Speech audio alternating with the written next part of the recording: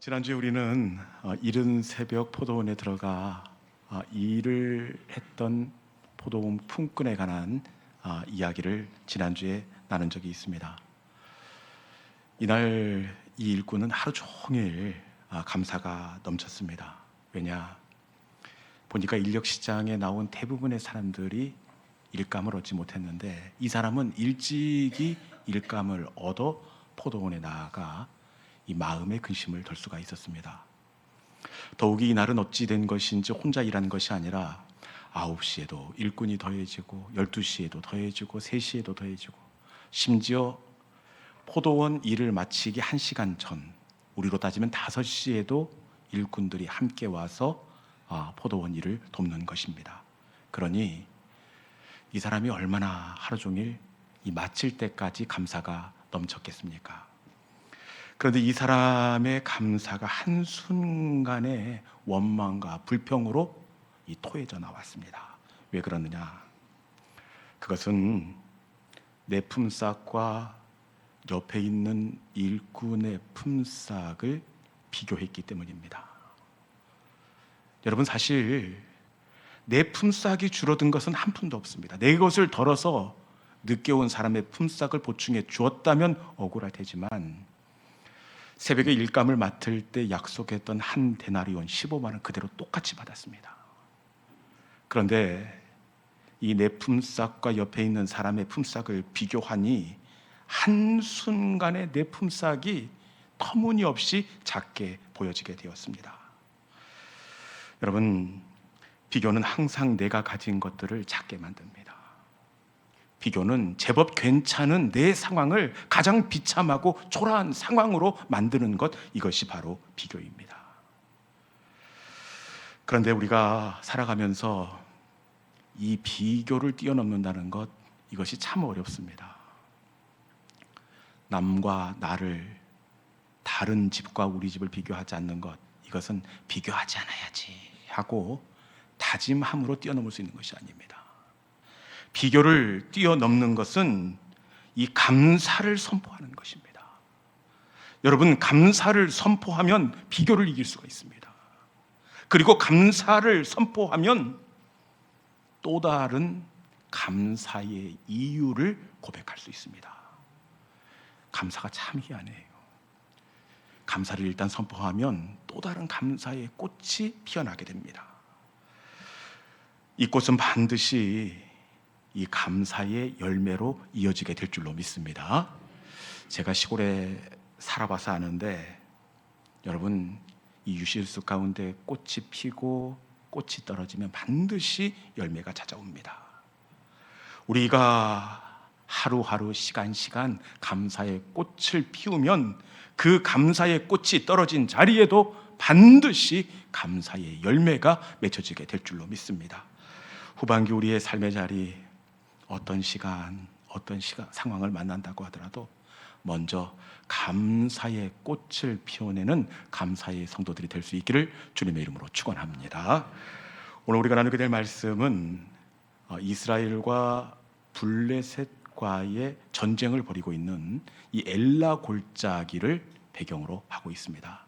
이 편에는 블레셋, 이 편에는 이스라엘 백성들이 이 전열을 갖추고 긴박한 긴장감 가운데 전쟁을 마주하고 있습니다. 그런데 전쟁이라는 것이 싸워보고 나서 이렇게 기가 죽어도 죽어야 될 터인데, 블레셋은 기가 등등한데 반면에 이스라엘 쪽에서는 이 코가 석자나 빠져 벌써 진 것 같은 그런 분위기가 되고 말았습니다. 그것은 블레셋의 싸움을 도두는 이 골리앗이라는 장수 때문이었는데, 말씀해 보니까 제가 봐도 기가 질릴 것 같습니다. 골리앗의 키가 6규빗 한 뼘이다 그렇게 되어 있는데, 6규빗 한 뼘, 한 규빗은 이 손끝에서 이 팔꿈치까지의 거리가 한 규빗입니다. 약 45cm.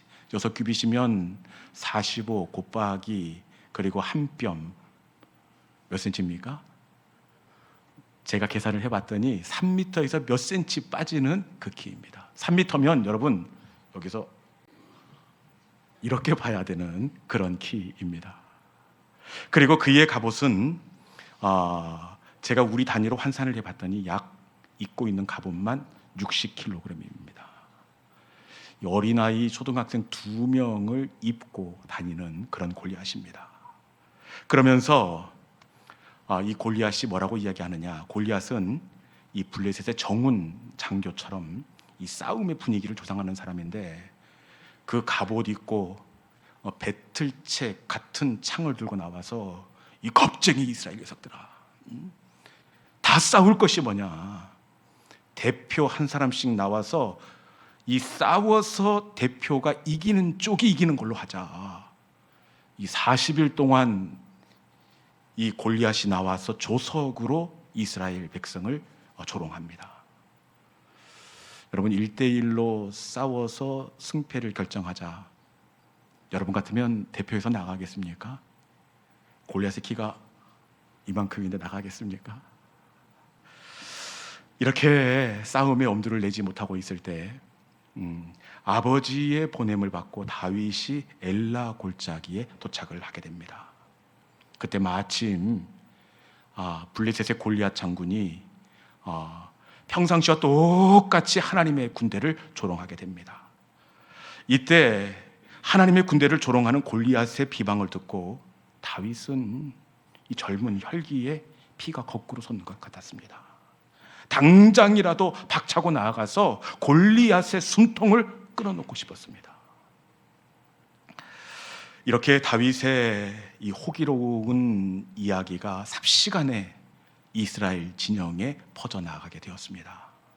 그러다가 이 다윗의 호기로운 이야기가 누구의 귀에 들어가느냐, 큰형님 이름이 엘리압입니다. 이 큰형님 귀에 들어가는데 이 이야기를 듣고 큰형님이 다윗을 찾아옵니다. 그리고 큰형 엘리압이 다윗에게 뭐라고 이야기하느냐, 우리 본문 17장 28절에 있는 말씀 같이 보겠습니다. 큰형 엘리압이 뭐라고 하는지, 자 시작. 큰형 엘리압이 다윗이 사람들에게 하는 말을 들은지라.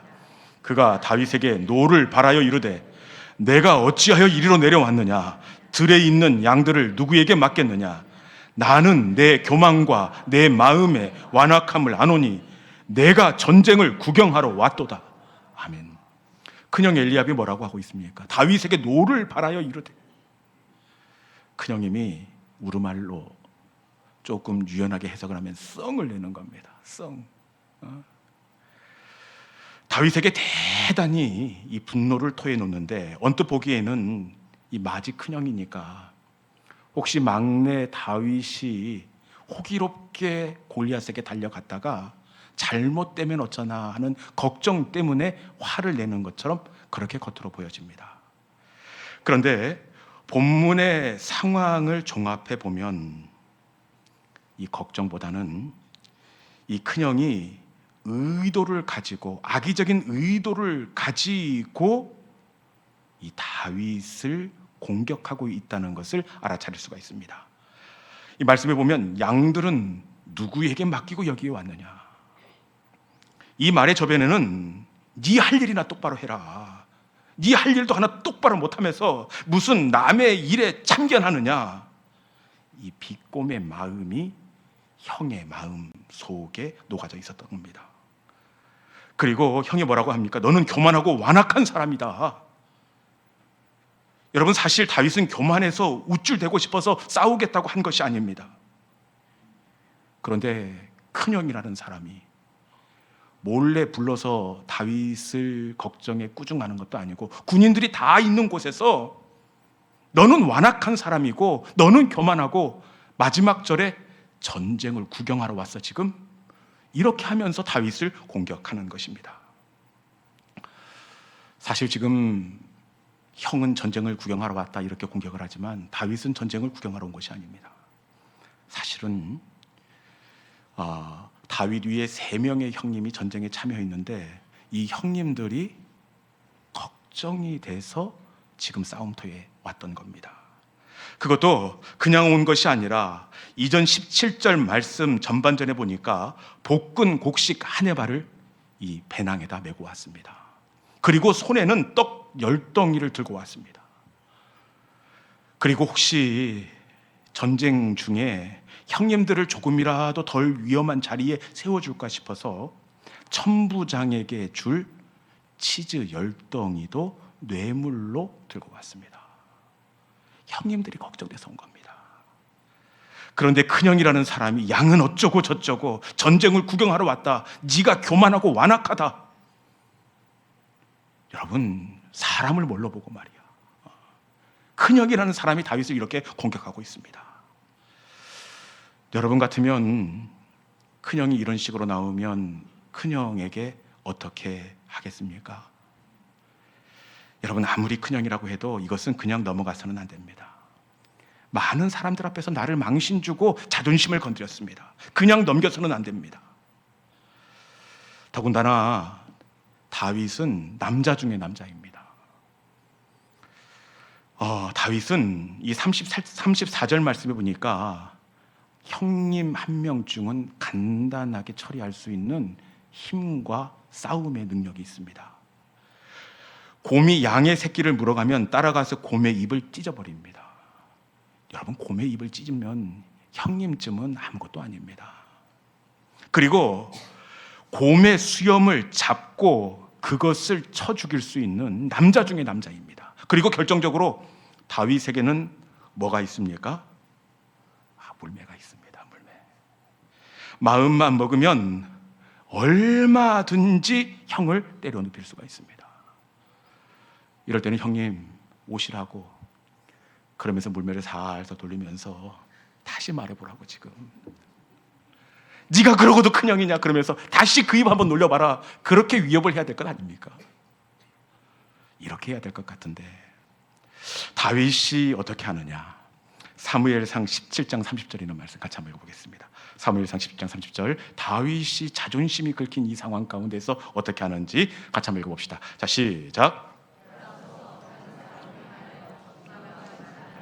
백성이 전과 같이 대답하니라. 아멘. 이때 다윗이 어떻게 합니까? 돌아서서 다른 사람을 향하여. 다윗은 다른 사람을 향하여 싸움을 피하고 있습니다. 여기서 사용된 히브리 원어 돌아서다, 이 단어가 이렇게 생겼습니다. 네, 이 사밥이라는 단어를 쓰는데 방향을 바꾸다, 돌아서다. 이 주석을 보니까 이 단어는 단지 이 물리적으로 몸의 방향을 바꾼 것이 아니라 논쟁을 회피하고 사명을 향해 다시 집중하려는 믿음의 선택, 그렇게 풀어놓고 있습니다. 다윗은 감정적으로 대응하는 대신 하나님이 맡기신 진짜 싸움, 이 골리앗 때문에 엘리압과의 싸움을 일부러 피하고 있습니다. 여러분, 이것이 진짜 성숙한 하나님의 모습이 되는 줄로 믿습니다. 성숙은 싸워야 할지 피해야 할지를 정확하게 아는 사람, 이 사람이 바로 성숙한 하나님의 사람입니다. 지금 큰형 엘리압은 여러분 싸워야 할 사람입니까? 품어야 할 사람입니까? 지금 다윗이 싸워야 할 상대는 큰형입니까? 아니면 골리앗입니까? 다윗이 싸워야 할 상대는 큰형이 아니라 골리앗입니다. 다윗은 진짜 싸워야 하는 적군이 누구인지 알았기에 그 자리를 피할 수가 있었습니다. 성숙한 신앙은 싸워야 할 대상이 누구인지 정확하게 알아차리는 사람입니다. 이날 만약 다윗이 형과 싸웠다면 어떻게 되었겠습니까? 어떻게 큰형이 그럴 수 있느냐고. 내가 누군지 알아? 다윗이야.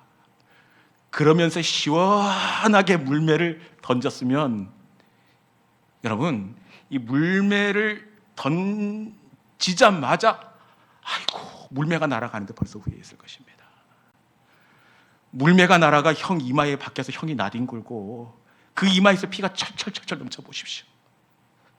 여러분, 어떻게 되겠습니까? 바로 다윗은 후회하고 말았을 것입니다. 그리고 다윗의 인생은 여기가 마침표입니다. 그 뒤에 보면 하나님은 골리앗을 쓰러뜨리고 시편을 준비해 놓으시고 솔로몬을 낳아 예루살렘 성전을 건축할 원대한 하나님의 계획이 있었음에도 불구하고 싸워야 할 대상과 잘못 싸운 이 지점이 다윗의 마지막 결론이 되고 말았던 겁니다. 여러분, 성숙은 싸워야 할지 피해야 할지, 성숙은 내가 품어야 할지 돌아가야 될지 이것을 정확하게 파악할 수 있는 사람, 그 사람이 성숙한 하나님의 사람이 되는 줄로 믿습니다.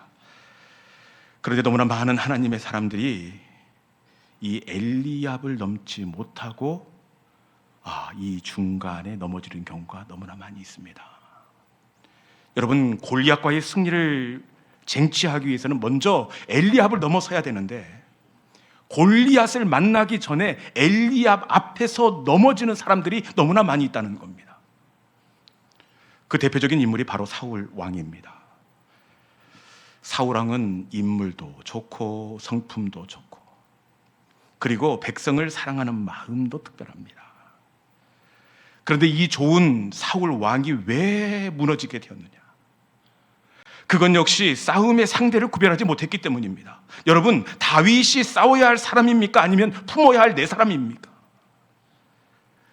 다윗은 싸울 사람이 아니라 품어야 하는 사람입니다.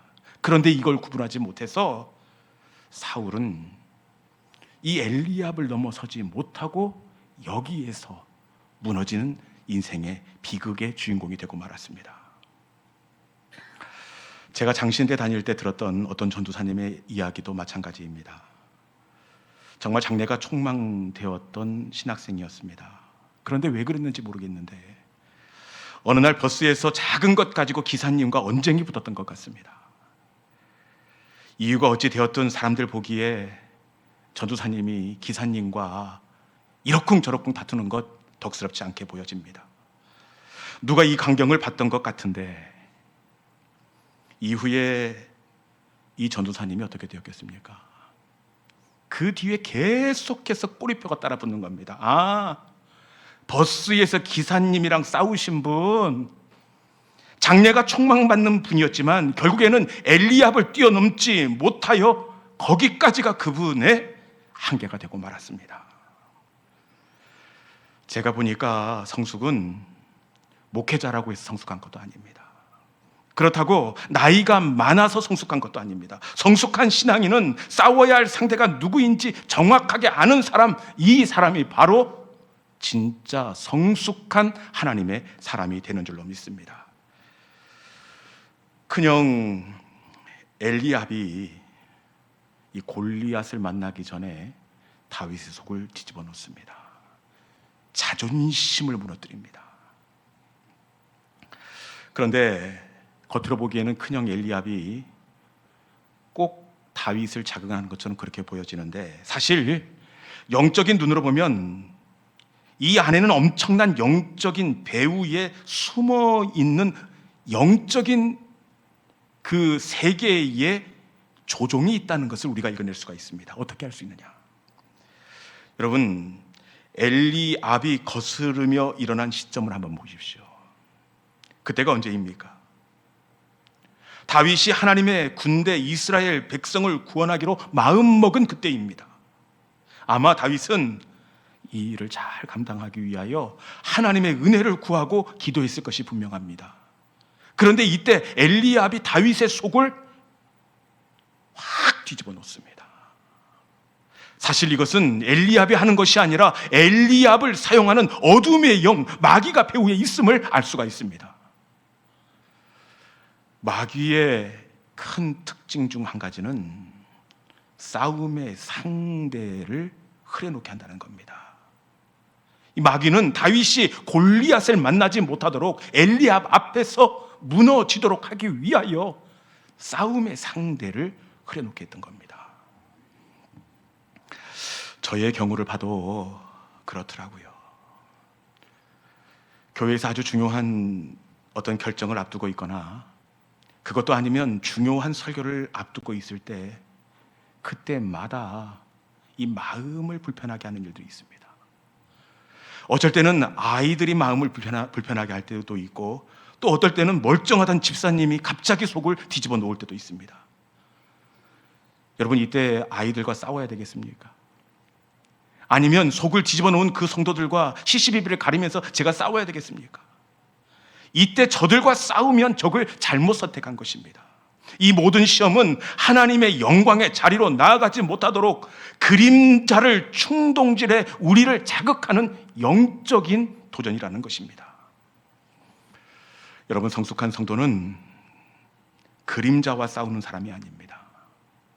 그림자 너머에서 그림자를 잡고 조정하는 영적인 주체를 보는 것입니다. 그림자에 넘어지지 마시고 싸울 대상을 정확하게 붙들고 씨름하는 성숙한 하나님의 사람들이 될 수 있기를 주님의 이름으로 축원합니다.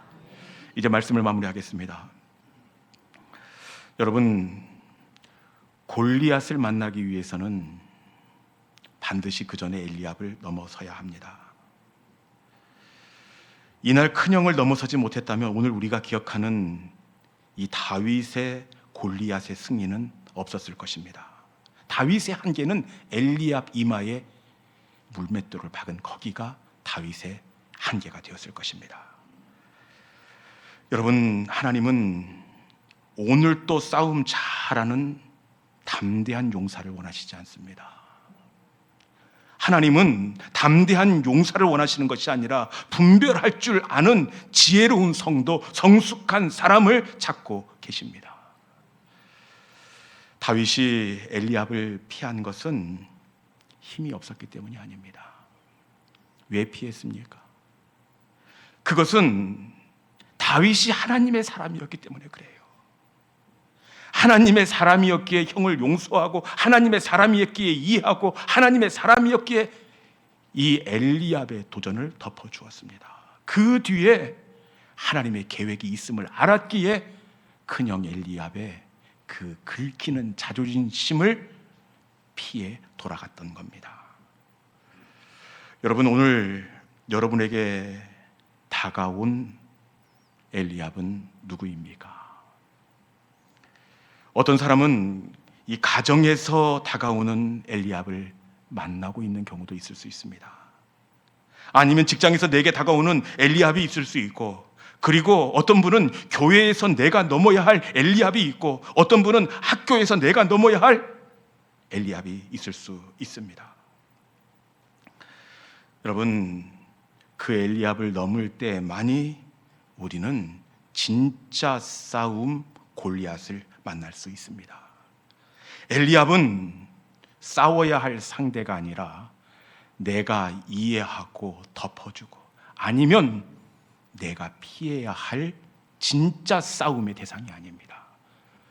이 엘리압을 넘어서야 결국에는 진짜 승리 골리앗을 만날 수 있습니다. 우리 앞에 다가온 그 엘리압 앞에서 감정적으로 맞서지 마시고 하나님의 은혜를 구하고 지혜를 구하고 그 엘리압을 잘 넘어섬으로 말미암아 골리앗의 승리를 쟁취하는 우리 모든 믿음의 성도들이 될 수 있기를 주님의 이름으로 축원합니다. 이 시간 주신 말씀을 기억하면서 하나님, 엘리압을 넘어서는 성숙한 사람이 되고 싶습니다. 그런데 주님 아시지 않습니까? 우리는 연약하고 그 엘리압을 힘겨워합니다. 주님의 뜻을 이루기에는 너무도 부족합니다. 주님, 우리에게 지혜를 주시고 유연함을 주시고 그리고 성숙한 마음을 허락하여 주셔서 주님, 오늘 내 앞에 찾아온 그 엘리압을 이해하고 덮어주고 공감하고 정 안 되면 그 엘리압을 피할 수 있는 지혜로운 마음을 우리에게 허락하여 주시옵소서. 주님, 우리는 연약합니다. 주님, 은혜 내려 주시옵소서. 엘리압을 넘어야 만날 수 있는 골리앗의 승리를 바라보면서 오늘 내 마음을 뒤집어 놓고 내 속을 뒤집어 놓고 내 자존심을 긁어놓은 그 엘리압을 유연하게 잘 넘어설 수 있도록 하나님께서 지혜와 은혜를 허락하여 주시옵소서. 이 시간 주신 말씀을 기억하면서 주여, 우린 연약합니다. 우리 함께 찬송으로 나아가도록 하겠습니다.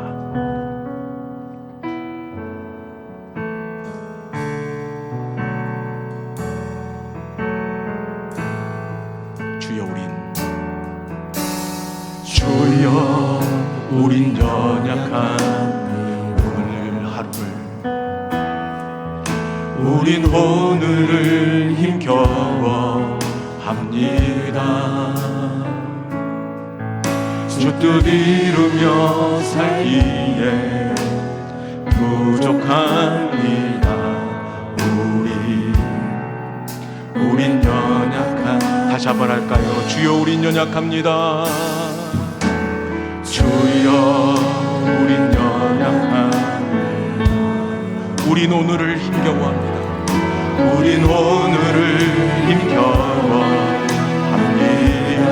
주 뜻 이루며 살기에, 주 뜻 이루며 살기에 부족합니다. 우린 연약한, 다시 한번 할까요? 주여 우린 넘어집니다. 주여 우린 넘어집니다. 오늘 하루 또 실수합니다. 주의 긍휼을 구하는 죄인입니다. 우리 주만 바라보는 한없는 주님의 은혜,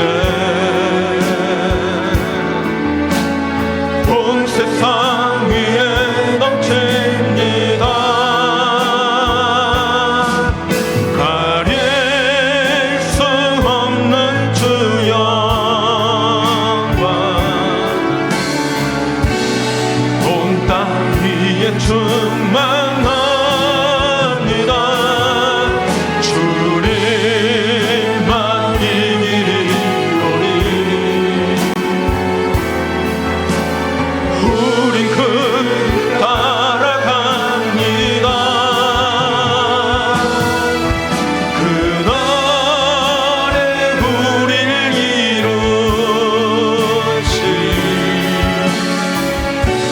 주는 완전함이, 주님만 이기리오니 주님만 이기리오니 우린 그 길 따라갑니다. 그날에 우릴 이루시